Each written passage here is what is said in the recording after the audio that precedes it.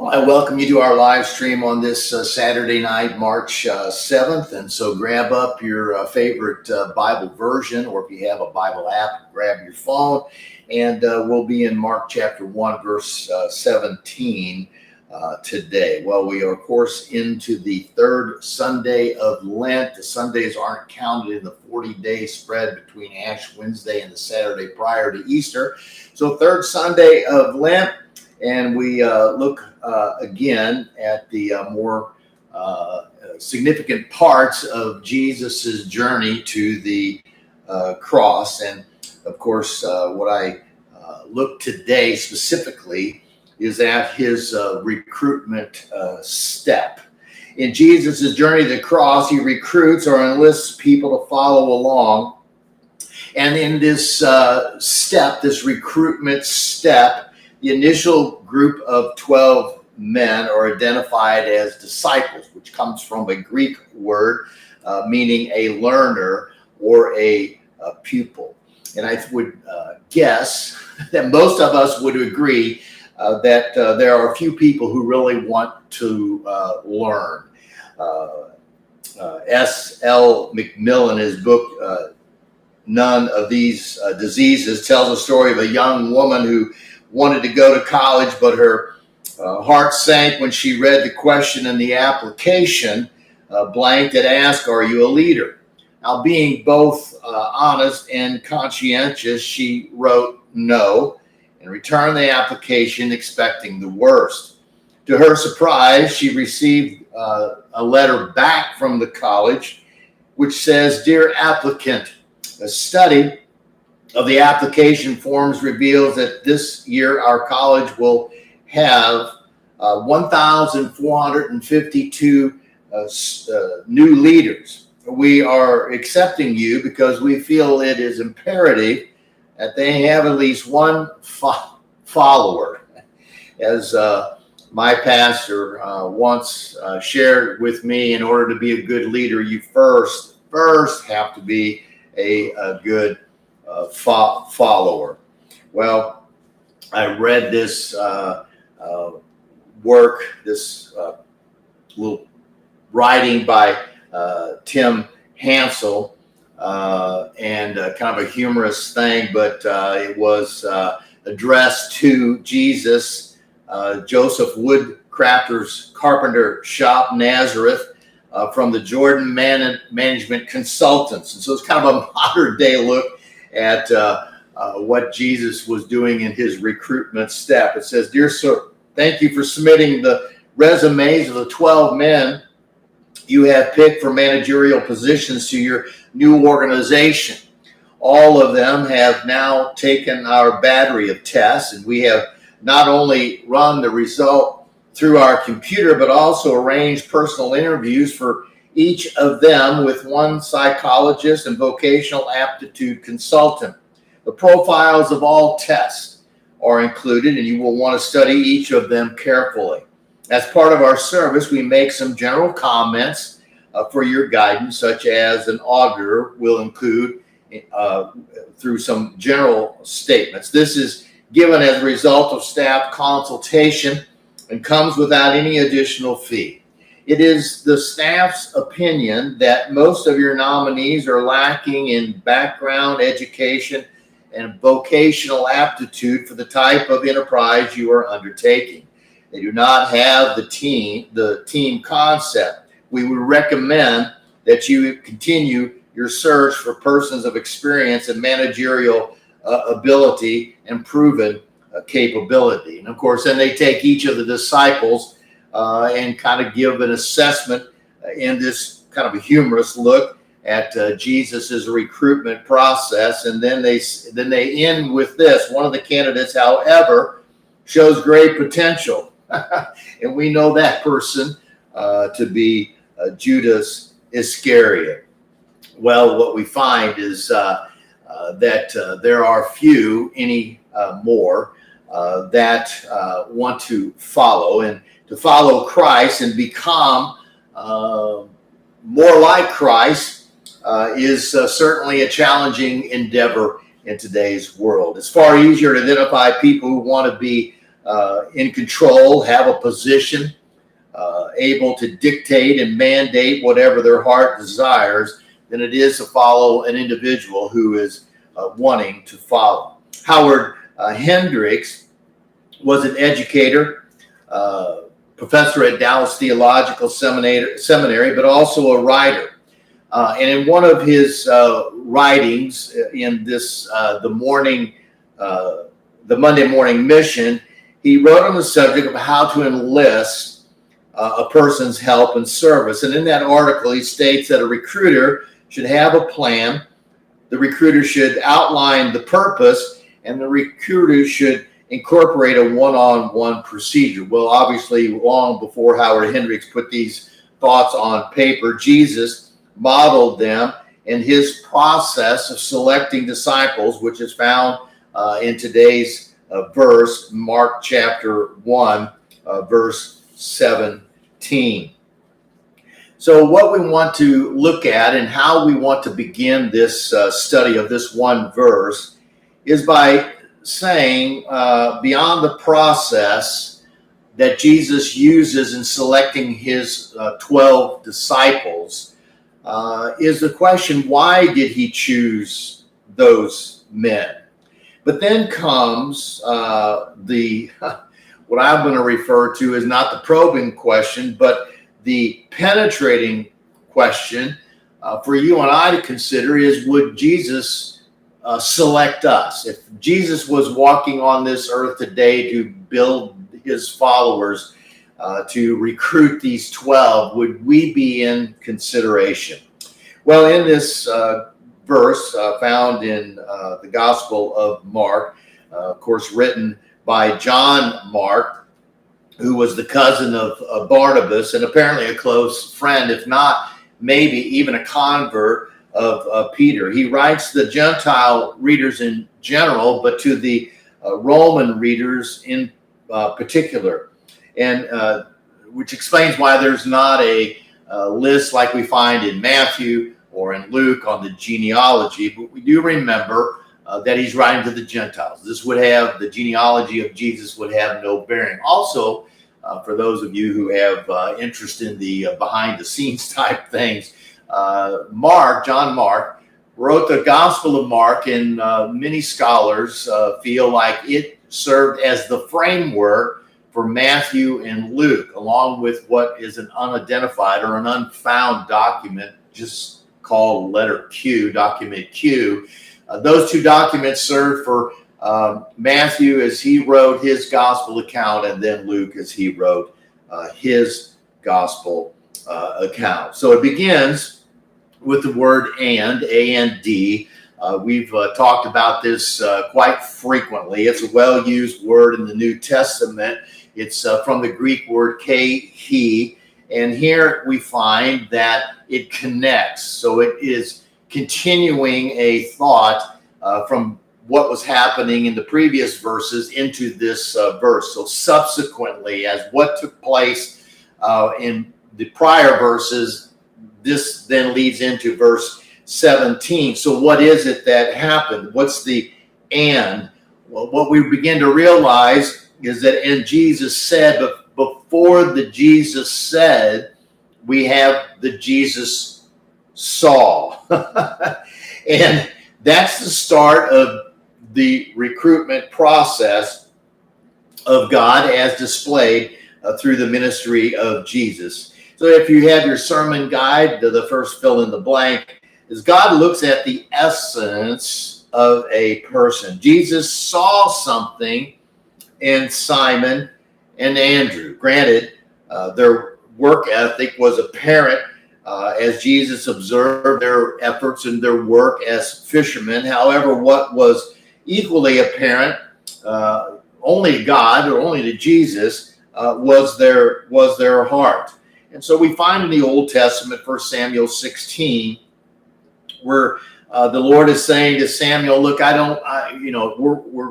Saul is out. We're going to have a new king. I have a person in mind, but don't look at the outward appearance. And if you remember the story about Saul, what attracted him to the people was his stature, his physical appearance. not his character, but his outward appearance. And God is saying to the prophet Samuel, no, I'm looking for a person who has the heart of God. And even in Jeremiah 17, we find God saying to the prophet Jeremiah that, look, I search the heart and examine the mind. I'm looking not at the external, but the internal. David wrote in Psalm 11, the Lord is in his temple. The Lord is on his heavenly throne. He observes the sons of men. His eyes examine them. So the first part, the first aspect or phase of Jesus's recruitment step, recruiting his followers, recruiting his disciples, is that he saw them. He saw Simon. He saw Andrew. He examined their heart, their inner soul, and so we begin realizing that God looks at the essence of a person. Now, you've no doubt heard of the burglar that broke into what he thought was an empty house. And as he stepped through the window, he heard this phrase or these words, "Jesus sees you." And so he immediately froze, didn't sense anyone was in the room. And then he took another step. And once again, he hears this phrase, "Jesus sees you." With that, he takes his flashlight and scans the room, discovering a caged parrot in the corner of the room. And the burglar walks over with the flashlight and points it at the parrot and says, "Well, you're not Jesus," to which the parrot responds, "I'm not, but the Rottweiler behind you is." So what we understand is that Jesus sees us, and Jesus saw Simon and Andrew. And then, as this verse says, Jesus said something to Simon and Andrew. What captivates my mind is the fact that wasn't that Jesus spoke to them, rather that they heard him speak. Now, don't miss the point. Whenever God speaks to a person's heart and soul, he expects them to hear, and therefore he awaits their response. And so that's the next part of God's recruitment process. Not only does he search or see the essence of a person, but what we find is that God expects a response from people. Not so much verbally, but certainly some kind of a response. And that is what I refer to as a responsible response. In other words, you're responsible for the response you provide God in those interactive moments. There's a chorus that you may be familiar with, which says, "I'll say yes, Lord, yes, to your will and to your way." And so it really is what God is hoping your response will be to him. In Isaiah, we find the fact that the prophet had heard or sensed God speaking to him, and he says, "Here I am, send me." And that's what God is really hoping. Maybe not an immediate response, but certainly an obedient response to his invitation to follow him, to come along on this journey to the cross. But it is your choice. And I would encourage you tonight not to be the person who postpones that decision. So I would advocate for a positive and prompt response to what God is saying to you and the call that he has upon your life. Now, let me remind you, God isn't looking for a perfect specimen. He's simply seeking someone who we used to say is a faithful, available, and moldable. And if you fit the bill, God directs you to get on board the discipleship train. And so he says to Simon and Andrew, "Follow me," or "Come ye," which is an imperative. It's not really about kind of making everything, putting everything in order. It's like, let's go. And so he says, "Follow me." And that means, in the Greek language, it means get in behind me. And so what we see in this is that God directs his followers to observe him. He's giving an invitation. He examines the essence of your heart. He's awaiting your response. But when you say yes, and he's looking for you to step in behind him, and he's looking for his followers to observe him. One of the most advocated and effective educational designs is referred to as the show me, help me, allow me, or let me model. You show a student how to do something and then invite them to work with you in doing that something, and then ultimately end up allowing them to do that something on their own. To come after Jesus wasn't demeaning. To come along with Jesus is always a meaningful endeavor. In following Jesus, these disciples would observe and then learn about kingdom life, which is far different than earthly living. For instance, one of the lessons taught of the 12 was in regards to who would be the greatest among him, to which Jesus says, I came to serve, not to be served. And he says to them, whoever wants to be great among you would be the least among you. And he even goes further and says you need to lose your life in order to gain your life, or to save your life. And so these are in some ways kind of bizarre teachings, but that was what he modeled. That was how he showed the followers, his disciples, his recruits, what life should be like in kingdom work. And so he's showing it, he's teaching it, and then eventually, as we find, he sends them out to make an effort in modeling and replicating what Jesus is doing. So he comments at one point when followers, the crowd was coming along and saying, yeah, we'll follow you wherever you go. And Jesus responds, if anyone would come after me, he must take up his cross and follow me. Do that, and God will shape you and mold you into a vessel of righteousness. And that's what this verse says. Jesus saw them. He said to them, he asked them to step in behind him to follow him, and then says, if you'll do that, if you'll observe me, if you'll follow me, I will make you. He is the potter. We are the clay. He will make us, or he will make you into, you will become not a fisher of fish, but a fisher of men. By continually following Jesus, you become a disciple. You learn, but you become a vessel of righteousness. And so what we learn in this recruitment process that Jesus is displaying is that God's recruitment expects his followers to serve. Now, I've said for years that we weren't saved in order to sit, but we were saved in order to serve. And to that I add, God doesn't regard lip service as actual kingdom service. In Jesus' parable of the talents, he lights the accountability associated with kingdom responsibility. And in that parable, when the master returns to settle accounts, he doesn't congratulate the one servant who buried his resources. In fact, he refers to him as wicked and lazy.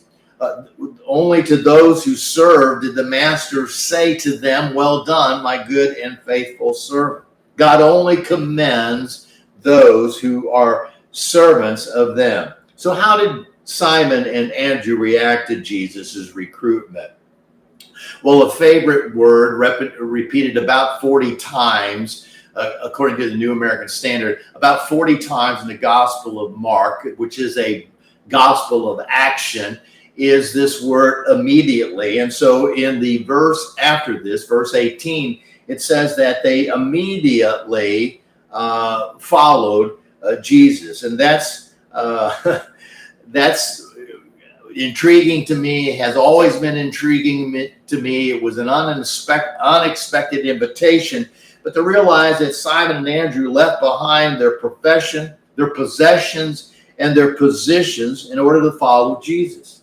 How often do people delay doing what they say, postpone what they've indicated they're committed to completing, or hesitate to serve God on God's terms? God expects his followers to serve. So we began tonight with the probing question at the outset: why did God choose these men? But the penetrating question for us to contemplate on this Saturday evening, March 7th, is would Jesus have recruited us to follow him?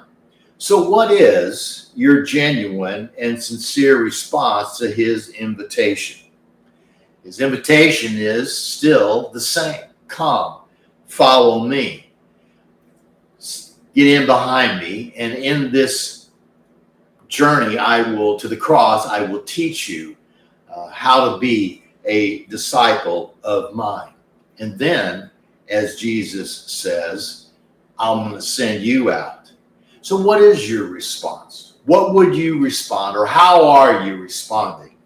And as we said earlier in that course, yes, Lord, yes, to your will and to your way. Dwell on this question. Would Jesus have asked you to come along with him on his journey to the cross?